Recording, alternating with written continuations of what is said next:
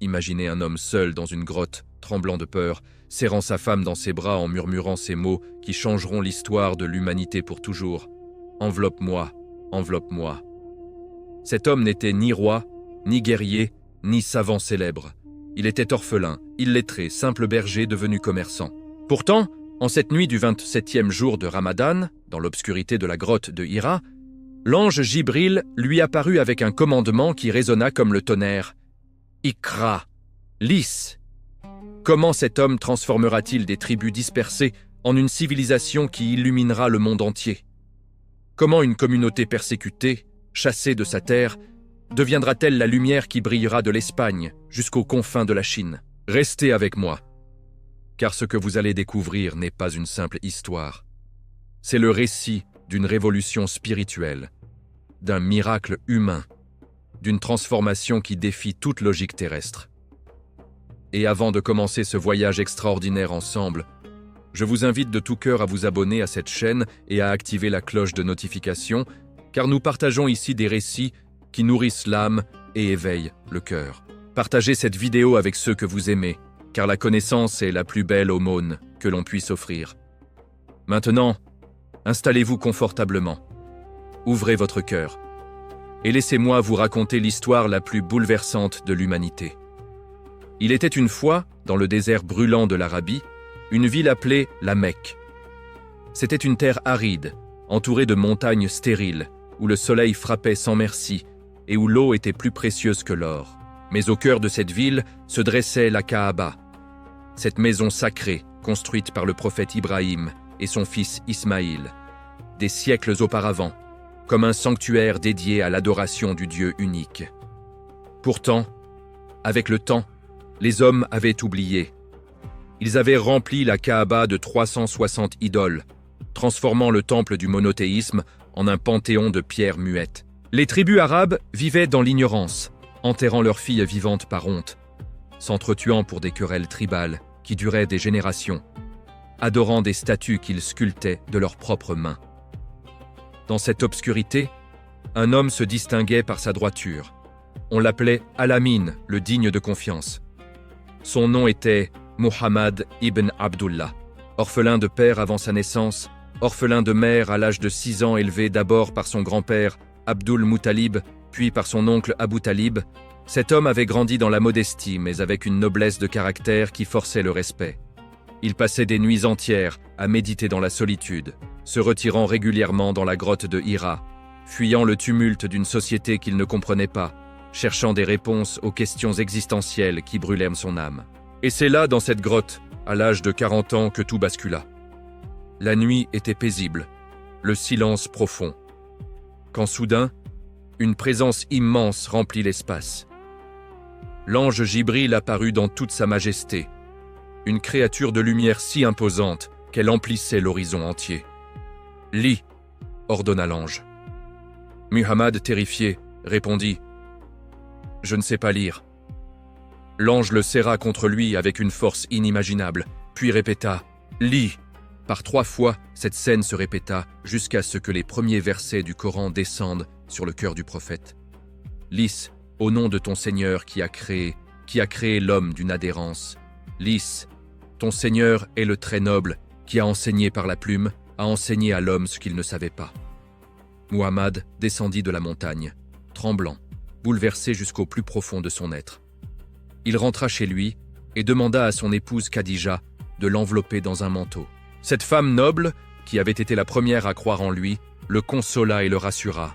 « Non, par Allah, jamais Allah ne t'humiliera, car tu maintiens les liens de parenté. Tu dis la vérité, tu portes les fardeaux des faibles, tu donnes à ceux qui n'ont rien, et tu accueilles généreusement les autres. » Elle l'emmena chez son cousin, Waraka ibn Naufal, un sage qui connaissait les anciennes écritures. Quand Waraka entendit le récit, il s'exclama « C'est le même ange qui était venu à Moïse. Je voudrais être jeune pour te soutenir quand ton peuple te chassera. » Muhammad, surpris, demanda « Me chasseront-ils vraiment ?» Waraka répondit « Oui, car aucun homme n'est venu avec un message semblable au tien sans être persécuté. » Les révélations continuèrent, descendant sur le prophète comme une pluie de lumière dans l'obscurité. Au début, il prêcha en secret, partageant le message avec ceux qui étaient proches de son cœur. Khadija fut la première à embrasser l'islam, suivie par Ali, son jeune cousin qui n'avait que 10 ans, puis par Zaïd ibn Haritha, son serviteur affranchi qui le considérait comme un père.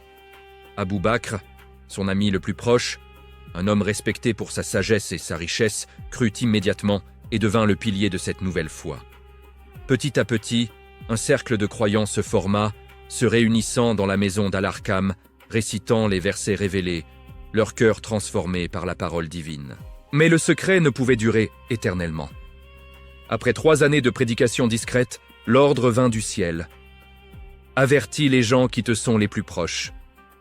Mohammed monta sur le mont Safa et appela les tribus de Quraysh. Quand ils se rassemblèrent, il leur dit « Si je vous disais qu'une armée se cache derrière cette montagne, me croiriez-vous » Ils répondirent unanimement « Oui, car tu n'as jamais menti. » Alors, il proclama « Je vous avertis d'un châtiment imminent. Je suis un messager d'Allah, et il n'y a de divinité qu'Allah. » Le silence tomba, lourd et menaçant. Puis son oncle Abu Lahab se leva, furieux. « Que tu périsses! Est-ce pour cela que tu nous as rassemblés ?»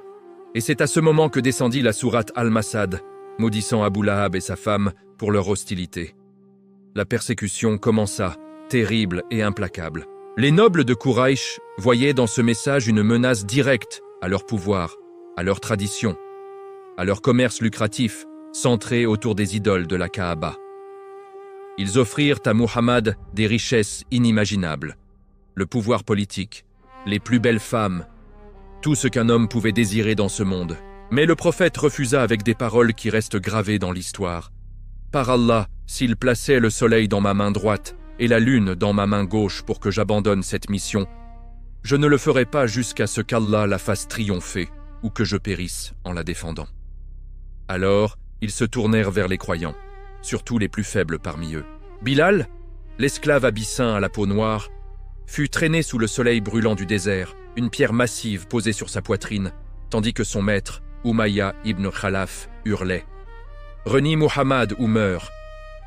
Mais Bilal, à travers sa souffrance, ne répétait qu'un seul mot « Ahad, Ahad, un, affirmant l'unicité d'Allah malgré la torture. Abu Bakr finit par le racheter et le libérer.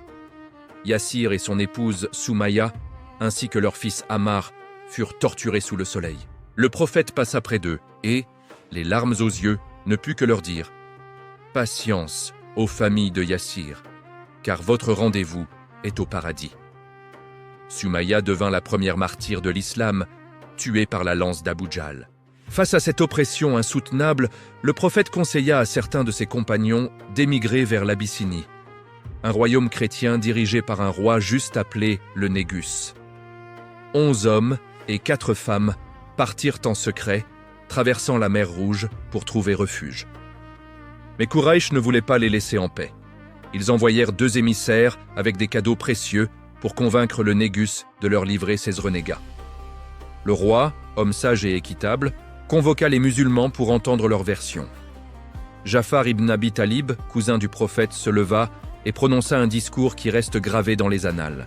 « Ô roi, nous étions un peuple plongé dans l'ignorance, adorant des idoles, mangeant des charognes, commettant des abominations, rompant les liens familiaux, maltraitant nos voisins.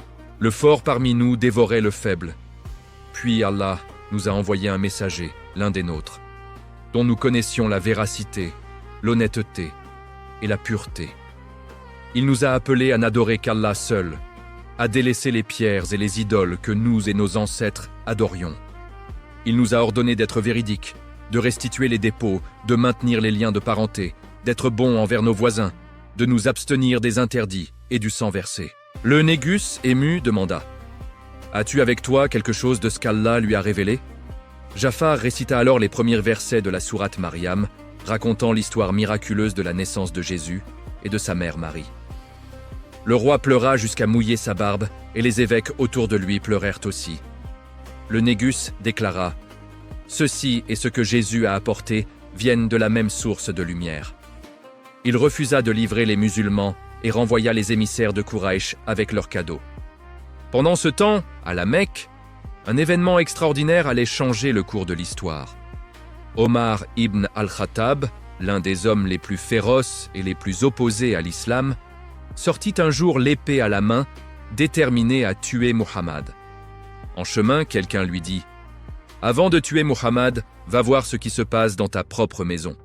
Ta sœur Fatima et son mari ont embrassé l'islam. » Furieux, Omar se dirigea vers leur maison. Quand il entra, il trouva Khabab ibn al-Arat leur enseignant le Coran. Omar frappa son beau-frère et gifla sa sœur si fort qu'elle saigna. Mais Fatima, le visage en sang, le regarda avec une dignité qui le désarma et dit « Oui, nous sommes musulmans, et nous croyons en Allah et en son messager, fais ce que tu veux. » Omar demanda à voir ce qu'il lisait. Après s'être purifié, il lut les versets de la sourate Taha. Taha. Nous n'avons point fait descendre sur toi le Coran pour que tu sois malheureux. Mais c'est un rappel pour celui qui craint Allah. Ces mots transpercèrent son cœur comme une flèche de lumière. Il se rendit immédiatement chez le prophète et prononça la shahada. L'islam venait de gagner l'un de ses plus grands champions. L'année suivante fut à la fois miraculeuse et déchirante. Ce fut l'année du voyage nocturne et de l'ascension, al-Isra ou al-Miraj. Une nuit, le prophète fut transporté miraculeusement de la mosquée sacrée de la Mecque à la mosquée Al-Aqsa à Jérusalem, monté sur Al-Buraq, une monture céleste. De là, il ascensionna à travers les 7 cieux, rencontrant les prophètes qui l'avaient précédé. Adam au premier ciel, Yahya et Issa au deuxième, Youssouf au troisième, Idriss au quatrième, Haroun au cinquième, Moussa au sixième et Ibrahim au septième. Il atteignit un niveau que même Jibril ne pouvait franchir, et là, dans la présence divine, les 5 prières quotidiennes furent prescrites. Quand il raconta ce voyage à son retour, beaucoup se moquèrent de lui. Mais Abou Bakr, quand on lui rapporta l'histoire, répondit simplement « S'il l'a dit, alors c'est vrai ». Ce jour-là, il mérita pleinement le titre d'As-Siddiq, le véridique. Mais cette même année apporta aussi une immense tristesse. Quraysh imposa un boycott sévère contre les Banu Hashim et les Banu al-Muttalib, les clans du prophète. Pendant 3 longues années, ils furent confinés dans un quartier isolé, sans pouvoir acheter ni vendre, sans mariage possible avec les autres tribus. La faim devint leur compagne quotidienne. On pouvait entendre les pleurs des enfants affamés depuis l'extérieur. Khadija, la noble épouse qui avait soutenu le prophète de toute sa fortune et de tout son amour, tomba malade. Quand le boycott fut finalement levé grâce à l'intervention de quelques hommes justes de Quraysh, elle mourut, épuisée.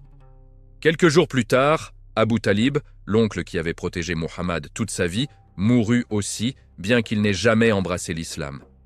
Le prophète appela cette période l'année de la tristesse. Mais Allah ne laisse jamais ses serviteurs dans le désespoir. Pendant la saison du pèlerinage, des hommes de la tribu de Khazraj, venus de la ville de Yatrib, située au nord, rencontrèrent le prophète. Ils écoutèrent son message et crurent. L'année suivante, ils revinrent au nombre de 12. Puis l'année d'après, 73 hommes et 2 femmes vinrent prêter serment au prophète à Aqaba. Ils promirent de le protéger comme ils protégeaient leur propre famille. C'était l'invitation tant attendue. Le prophète ordonna à ses compagnons d'émigrer secrètement vers Yatrib. Les musulmans partirent par petits groupes, abandonnant leurs maisons, leurs biens, tout ce qu'ils possédaient, pour préserver leur foi. Quraysh, réalisant que le pouvoir leur échappait, décida d'en finir. Les chefs des différentes tribus se réunirent et planifièrent d'assassiner Muhammad dans son sommeil, chaque tribu fournissant un jeune homme pour frapper simultanément, dispersant ainsi la responsabilité du sang. Mais Jibril descendit et informa le prophète du complot. Cette nuit-là, Muhammad demanda à Ali de dormir dans son lit, couvert de son manteau vert, pour tromper les assassins. Puis, récitant les versets de la sourate Yassine, il passa entre les tueurs qui attendèrent devant sa porte, et par la grâce d'Allah, il ne le vira pas. Il rejoignit Abou Bakr qui l'attendait avec 2 chameaux préparés pour le voyage. Ils se dirigèrent vers la grotte de Taour, dans la direction opposée à Yatrib, pour déjouer les poursuivants. Pendant 3 jours, ils restèrent cachés. Les Quraysh offrirent 100 chameaux à quiconque ramènerait Muhammad, mort ou vif. Les chasseurs suivirent de leurs traces jusqu'à l'entrée de la grotte. Abou Bakr, terrifié, murmura « Ô messager d'Allah, s'ils regardent en dessous leurs pieds, ils nous verront. » Le prophète, d'une voix calme et emplie de certitude, répondit ces mots immortels. « Que penses-tu de 2 personnes dont Allah est le 3e ? Ne t'afflige pas, car Allah est avec nous. » À cet instant, une araignée tissa sa toile à l'entrée de la grotte et une colombe construisit son nid. Les poursuivants, voyant cela, conclurent que personne n'avait pu entrer récemment et repartirent. C'était un miracle de protection divine. Après 3 jours, Muhammad et Abu Bakr reprirent la route, guidés par Abdullah ibn Uraykit, un guide polythéiste mais digne de confiance. Le voyage fut périlleux. Suraka ibn Malik, attiré par la récompense, les poursuivit sur son cheval.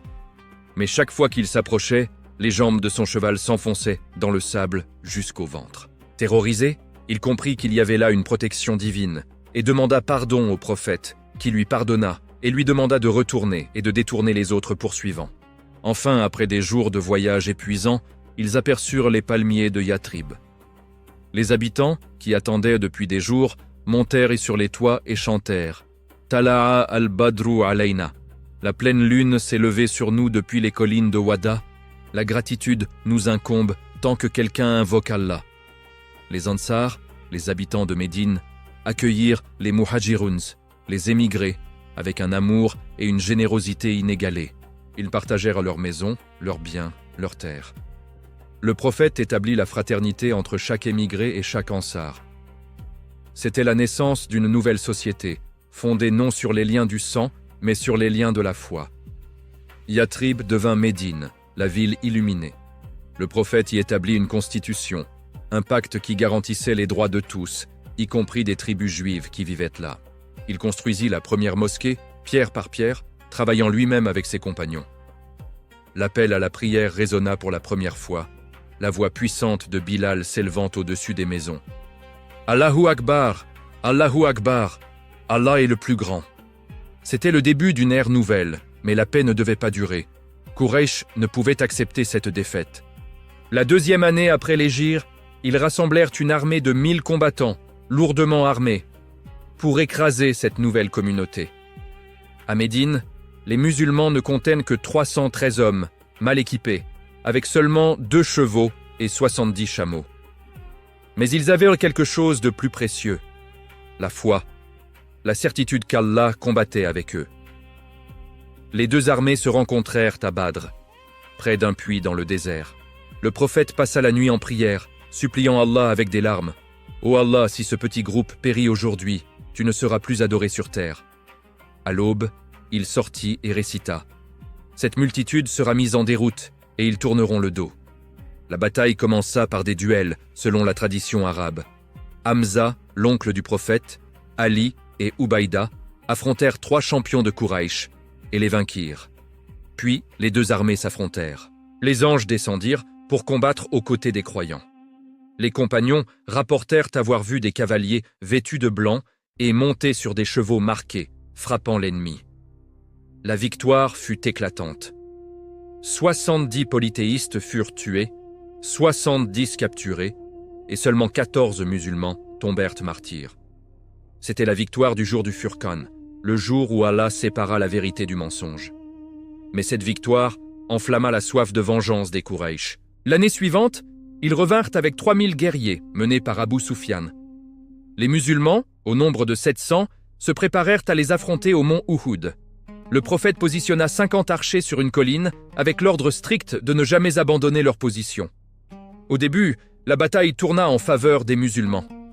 Mais quand les archers virent que l'ennemi semblait fuir, la plupart descendirent pour collecter le butin, désobéissant à l'ordre du prophète. Khalid ibn al-Walid, alors encore polythéiste mais génie militaire, saisit cette opportunité et contourna la montagne avec sa cavalerie, attaquant les musulmans par l'arrière. La confusion régna. Le prophète fut blessé, sa dent cassée, son visage ensanglanté. La rumeur de sa mort se répandit, semant la panique. Mais Anas ibn an-Nadr cria « Si Muhammad est mort, alors mourons pour ce pourquoi il est mort » et se jeta dans la bataille jusqu'au martyre.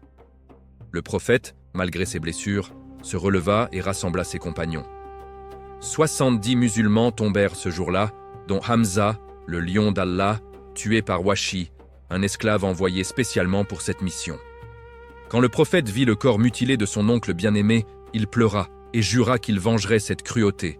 Mais Allah révéla alors des versets l'appelant au pardon et à la patience. 2 ans plus tard, les Quraych revinrent une dernière fois, mais cette fois avec une coalition de 10 000 guerriers, incluant diverses tribus arabes. C'était la bataille des coalisés, Al-Ahzab.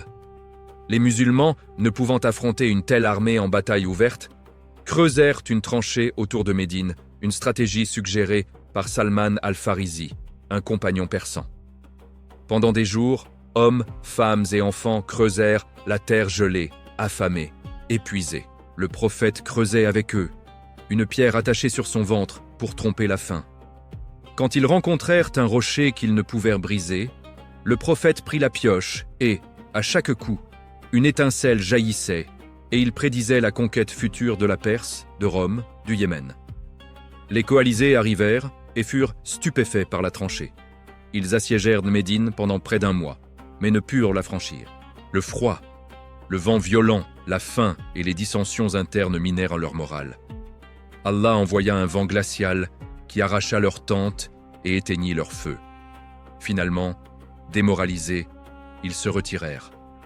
Le prophète déclara alors « Maintenant, c'est nous qui irons vers eux, ils ne viendront plus nous attaquer. » Et ainsi fut-il. 6 ans après l'hégire, le prophète vit en rêve qu'il entrait à la Mecque et accomplissait le pèlerinage. Il partit avec 1400 compagnons, sans armes, uniquement pour accomplir la Omra. Quraych leur barra la route à Houdaïbia. Après de longues négociations, un traité de paix fut signé, semblant défavorable aux musulmans en apparence, mais le Coran le qualifia de victoire évidente. Ce traité permit une trêve de 10 ans, donnant aux musulmans le temps de se renforcer et à l'islam de se propager pacifiquement. 2 ans plus tard, une tribu alliée à Quraych attaqua une tribu alliée aux musulmans, violant le traité. Le prophète vit là une opportunité. Il rassembla secrètement une armée de 10 000 hommes et marcha vers la Mecque. La ville qu'il avait chassée, persécutée, affamée, allait enfin tomber entre ses mains. Mais comment allait-il se venger?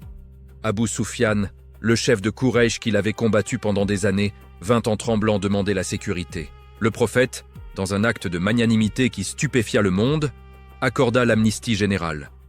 Il entra dans la Mecque la tête baissée par humilité, récitant la sourate Al-Fat.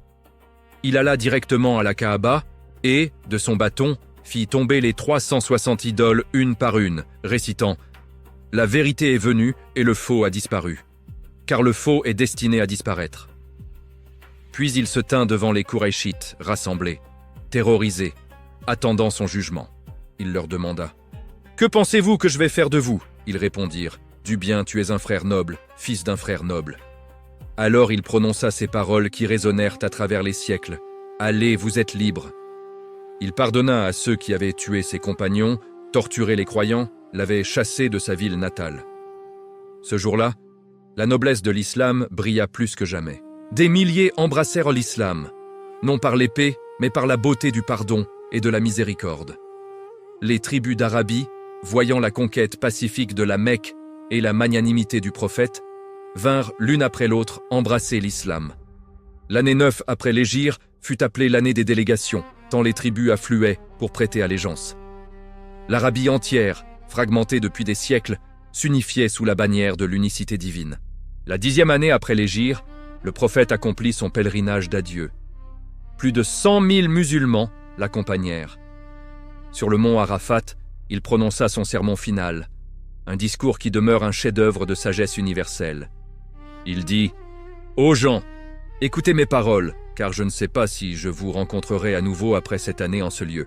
Ô gens, votre sang, vos biens et votre honneur sont sacrés entre vous, comme ce jour-ci est sacré, en ce mois sacré, en cette terre sacrée. Tout ce qui appartient à l'époque de l'ignorance est aboli sous mes pieds. Le premier sang que j'abolis est celui de notre propre clan. Ô gens, traitez bien vos femmes, car elles sont vos partenaires et vos aides. Ô gens, aucun arabe n'est supérieur à un non-arabe, et aucun non-arabe n'est supérieur à un arabe. Aucun blanc n'est supérieur à un noir, et aucun noir n'est supérieur à un blanc, si ce n'est par la piété. Tous les humains descendent d'Adam, et Adam fut créé de poussière.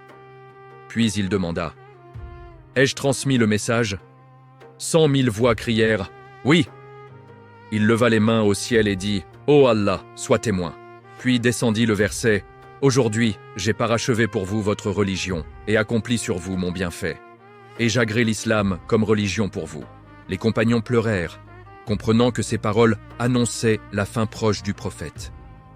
3 mois plus tard, le prophète tomba malade. La fièvre le consumait, mais il continuait à diriger la prière aussi longtemps qu'il le pouvait. Quand la maladie s'aggrava, il demanda la permission à ses épouses de passer ses derniers jours dans la chambre d'Aïcha. Soutenu par Ali et Al-Fadl, il se rendit à la mosquée une dernière fois. Voyant Abou Bakr diriger la prière à sa place, il sourit. Un sourire qui illumina son visage malgré la douleur. C'était un lundi, le 12e jour de Rabi al-Awwal, l'année 11 de l'Hégire.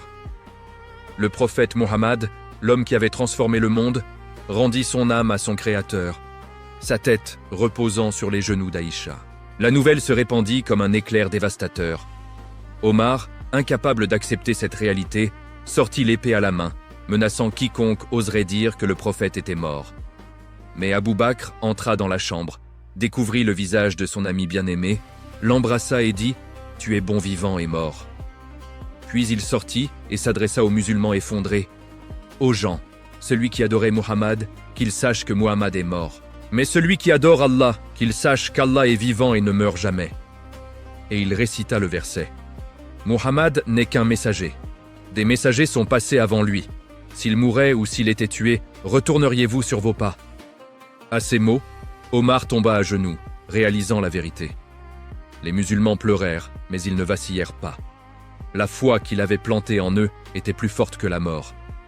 Le prophète était parti, mais son message devait continuer. Dans la salle des Banu Saïda, les Ansar se réunirent pour choisir un leader parmi eux. Mais Abou Bakr, Omar et Abu Ubaïda arrivèrent et rappelèrent que le prophète avait dit « Les leaders viennent de Quraïch ». Après des discussions intenses, Omar prit la main d'Abou Bakr et prêta allégeance, suivi par tous les présents. Abou Bakr devint le premier calife, le successeur du messager d'Allah, bien qu'il ne soit pas prophète lui-même. Son califat commença dans la tempête. À peine le prophète fut-il enterré que des tribus à travers l'Arabie renièrent l'islam. Refusant de payer la zakat, certaines suivant de faux prophètes comme Moussaïlima le menteur et Toulayha. Abou Bakr, malgré son âge avancé et sa nature douce, se montra d'une fermeté de fer. Quand Omar lui suggéra de faire preuve de clémence envers ceux qui refusaient seulement la zakat, Abou Bakr répondit ces mots historiques « Par Allah, si quelqu'un me refusait, ne serait-ce qu'une corde qu'il donnait au messager d'Allah, je le combattrais pour cela. » Il mobilisa 11 armées et les envoya dans toutes les directions pour soumettre les apostates et les faux prophètes. Khalid ibn al-Walid, surnommé l'épée d'Allah, fut envoyé contre Moussaïlima qui avait rassemblé une armée de 40 000 hommes dans le jardin d'Al-Yamama. La bataille fut terrible, la plus sanglante que les musulmans aient jamais connue. 700 compagnons, dont 70 récitateurs du Coran, tombèrent de martyrs ce jour-là. Mais finalement, Moussaïlima fut tué et la rébellion écrasée. L'unité de l'Arabie fut préservée. Cette bataille eut une conséquence inattendue mais capitale. Omar vint voir Abou Bakr, inquiet. Tant de récitateurs du Coran sont tombés martyrs. Si cela continue, le Coran pourrait être perdu. Abou Bakr hésita d'abord, disant « Comment ferais-je quelque chose que le messager d'Allah n'a pas fait ?» Mais Omar insista jusqu'à ce qu'Allah ouvre le cœur d'Abou Bakr à cette idée. Il confia la tâche à Zayd ibn Thabit, le scribe principal du prophète. Zayd rassembla le Coran de feuilles de palmier, de pierres plates, de morceaux de cuir et des poitrines des hommes qu'il avait mémorisés. Il vérifia chaque verset avec au moins 2 témoins qu'il avait entendus directement du prophète. Le Coran fut ainsi compilé en un seul livre, préservé pour l'éternité. Abou Bakr ne régna que 2 ans et quelques mois, mais il stabilisa l'État islamique et lança les premières conquêtes vers la Syrie et l'Irak. Sur son lit de mort, il consulta les principaux compagnons et désigna Omar comme son successeur, sachant que sa force serait nécessaire pour l'ère à venir. Il mourut à l'âge de 63 ans, le même âge que le prophète, et fut enterré à ses côtés. Omar ibn al-Khattab prit le califat avec une humilité qui contrastait avec sa force légendaire. Il se donnait le titre d'Amir al-Mouminin, le commandeur des croyants, un titre qui resta pour tous les califes après lui. Son règne de 10 ans fut marqué par une justice exemplaire et une expansion sans précédent. Sous son commandement, les armées musulmanes conquirent la Perse entière, la Syrie, l'Égypte, Jérusalem et une partie de l'Afrique du Nord. Un empire qui s'étendait de la Libye à l'Afghanistan naquit en moins d'une décennie. Mais Omar restait l'homme le plus humble de son empire. Il portait des vêtements rapiécés, dormait sur le sol et patrouillait les rues de Médine la nuit pour s'assurer que personne ne souffrait de faim ou d'injustice. Une nuit, il entendit les pleurs d'un bébé. Il entra dans la maison et trouva une mère pauvre qui faisait bouillir de l'eau avec des pierres pour faire croire à ses enfants qu'elle préparait de la nourriture. Omar pleura, courut chercher de la farine et de la viande et cuisina lui-même pour cette famille. Puis il décréta qu'une allocation régulière serait donnée à chaque famille musulmane.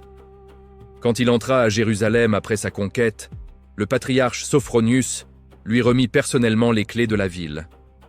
L'heure de la prière arriva, alors qu'il visitait l'église du Saint-Sépulcre. Le patriarche invita Omar à prier à l'intérieur, mais Omar refusa, disant « Si je prie ici, les musulmans après moi pourraient prendre cette église et la transformer en mosquée en prétextant que j'y ai prié. » Il pria à l'extérieur. C'était là la noblesse d'Omar qui protégeait les droits des non-musulmans même au sommet de sa puissance. Il établit le calendrier islamique basé sur l'hégire, créa le système de diwan pour l'administration, organisa la police et la justice et mit en place des lois qui garantissaient l'équité pour tous. Mais son plus grand legs fut peut-être la justice absolue qu'il incarnait. Un jour, le fils d'Amr ibn al-As, gouverneur d'Égypte, frappa un copte égyptien lors d'une course.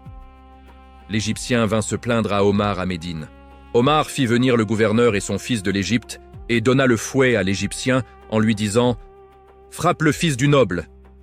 Puis il se tourna vers Amr et dit ces mots immortels « Depuis quand asservissez-vous les gens alors qu'ils sont nés libres ?» En l'an 23 de l'Hégire, alors qu'Omar dirigeait la prière du matin, un esclave persan mécontent nommé Abou Loulou se jeta sur lui avec un poignard empoisonné et le poignarda plusieurs fois.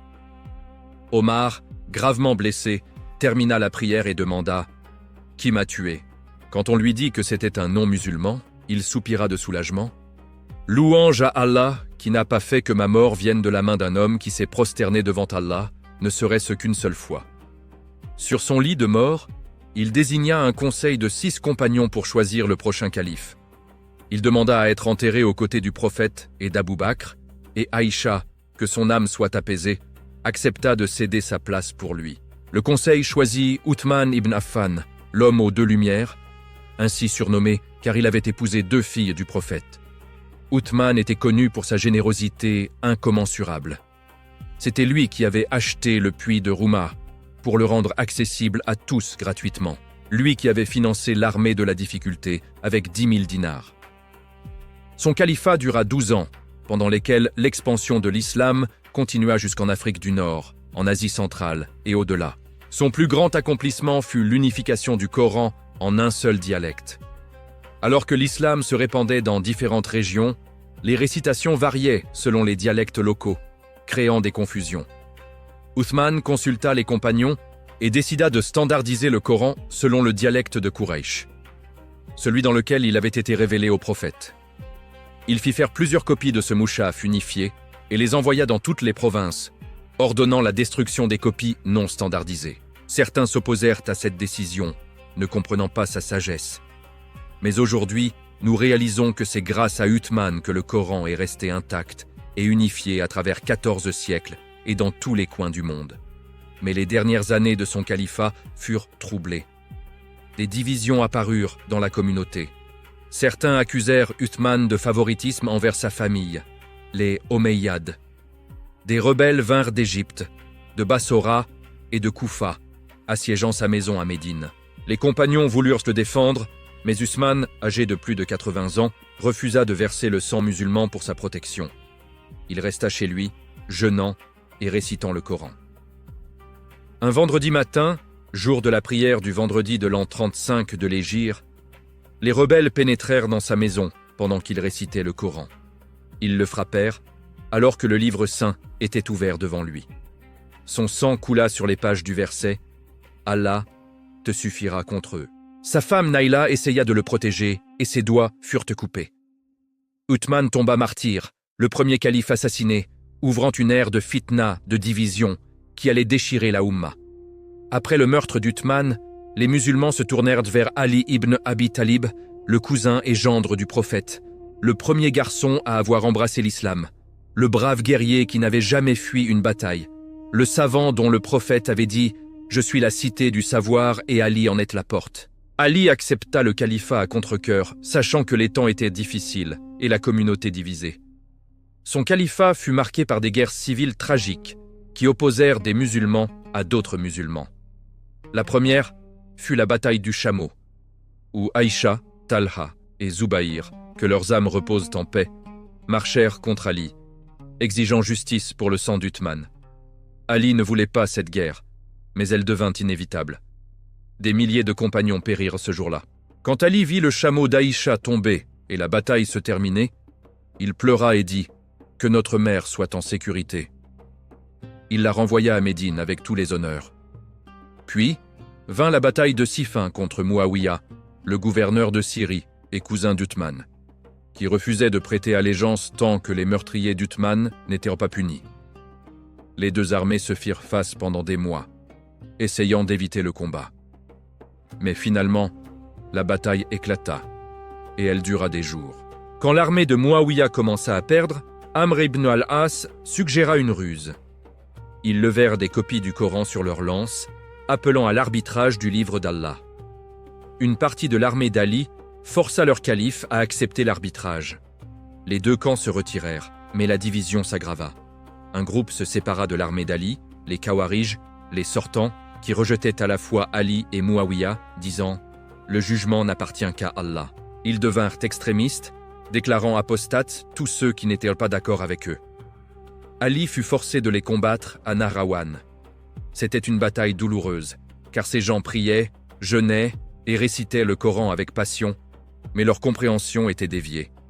Finalement, 3 Khawarij complotèrent d'assassiner Ali, Muawiya et Amr ibn al-As simultanément, pensant ainsi mettre fin à la division.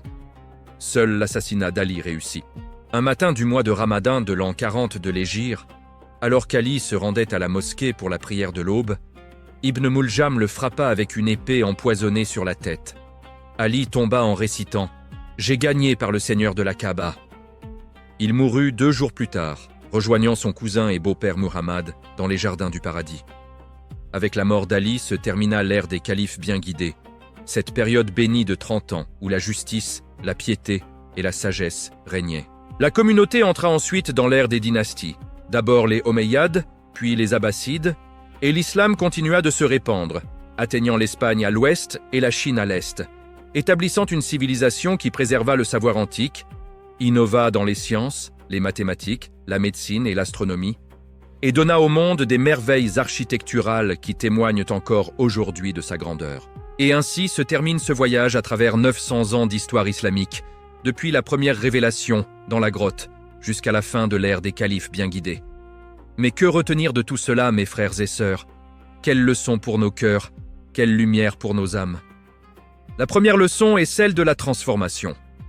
Muhammad était un orphelin, illettré, sans armée ni royaume. Pourtant, avec la foi en Allah et la persévérance, il changea le cours de l'histoire humaine.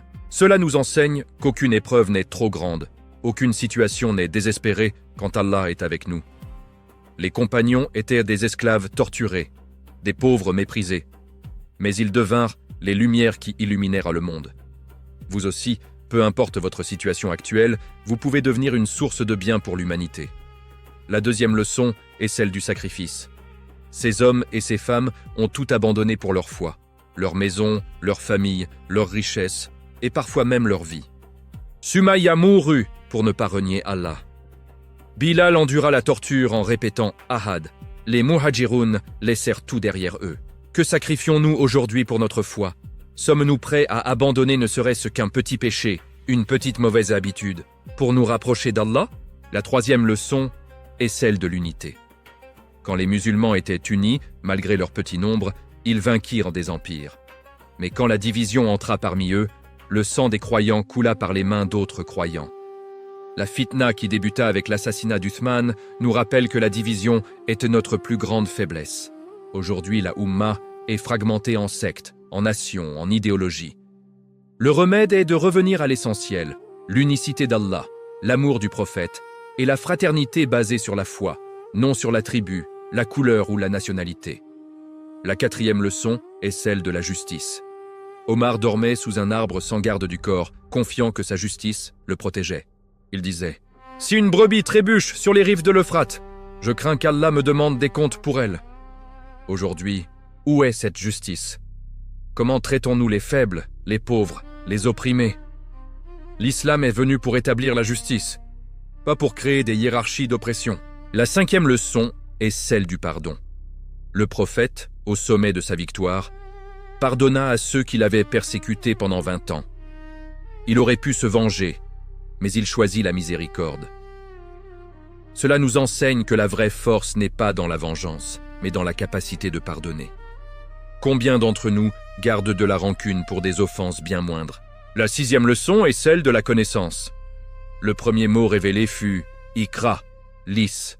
Le Coran encourage constamment la réflexion, l'observation, l'apprentissage. Les premiers musulmans comprirent cela et construisirent une civilisation du savoir. Aujourd'hui, combien d'entre nous cherchent réellement la connaissance? Pas seulement pour réussir dans ce monde, mais pour comprendre leur créateur et leur but. La septième et dernière leçon est celle de la perspective. Ce monde est temporaire, un test, un passage. Les compagnons vivaient avec la conscience constante de l'au-delà. Quand ils mouraient, ils disaient « j'ai gagné », car ils savaient que la vraie vie commence après la mort. Nous, au contraire, vivons comme si nous allions vivre éternellement, oubliant que chaque souffle nous rapproche de notre rendez-vous avec Allah. Mes chers frères et sœurs, l'histoire de l'islam n'est pas simplement une collection d'événements du passé. C'est un miroir dans lequel nous devons nous regarder. Sommes-nous dignes de cet héritage? Sommes-nous prêts à porter le flambeau que le prophète et ses compagnons ont allumé? L'islam n'a pas besoin de guerriers aujourd'hui autant qu'il a besoin de caractères nobles, de cœurs purs, de personnes qui incarnent les valeurs de cette religion dans leur vie quotidienne. Commencez petit. Améliorez votre prière, rendez-la présente et concentrée, pas juste un rituel mécanique. Traitez vos parents avec bonté, vos voisins avec générosité, et même vos ennemis avec justice. Cherchez la connaissance, lisez le Coran avec réflexion, apprenez votre religion, abandonnez les péchés qui rongent votre âme, pardonnez à ceux qui vous ont blessé, tendez la main à ceux qui sont dans le besoin, soyez véridiques dans vos paroles, même si cela vous coûte. Rappelez-vous que le prophète a dit « Les meilleurs d'entre vous sont ceux qui sont les meilleurs avec leur famille. » L'islam commence à la maison. Si vous ne pouvez pas être bon avec votre épouse, vos enfants, vos parents, comment pouvez-vous prétendre servir l'islam? Et n'oubliez jamais que le succès n'est pas mesuré par la richesse, la célébrité ou le pouvoir, mais par la proximité avec Allah. Abu Bakr était le plus proche du prophète, non pas parce qu'il était riche, mais parce que son cœur était pur. Bilal était aimé non pas malgré le fait qu'il ait été esclave, mais parce qu'il avait choisi Allah au-dessus de sa liberté physique. L'histoire vous observe, vos enfants vous regardent. Les anges enregistrent vos actions. Et un jour, vous vous tiendrez devant Allah et il vous demandera « Qu'as-tu fait de ta vie? Qu'as-tu fait de la foi que je t'ai donnée ?» Quelle sera votre réponse? Que cette histoire vous inspire, vous transforme, vous élève. Que vous deveniez une lumière dans l'obscurité de ce monde, comme ces hommes et ces femmes l'ont été dans leur temps. Que vous viviez de manière à ce que, quand votre âme quittera ce corps, vous puissiez dire avec certitude comme Ali « J'ai gagné » par le Seigneur de la Kaaba. Amin. Puisse Allah accepter de nous tous et nous réunir avec son prophète et les compagnons dans les jardins du Firdaus, le plus haut niveau du paradis. Si cette histoire a touché votre cœur, partagez-la avec ceux que vous aimez. Abonnez-vous à cette chaîne pour plus de récits qui nourrissent l'âme. Et surtout, n'oubliez jamais, vous êtes l'héritier de la plus belle tradition spirituelle de l'humanité. Vivez-en dignement. Assalamu alaikum wa rahmatullahi wa barakatuh.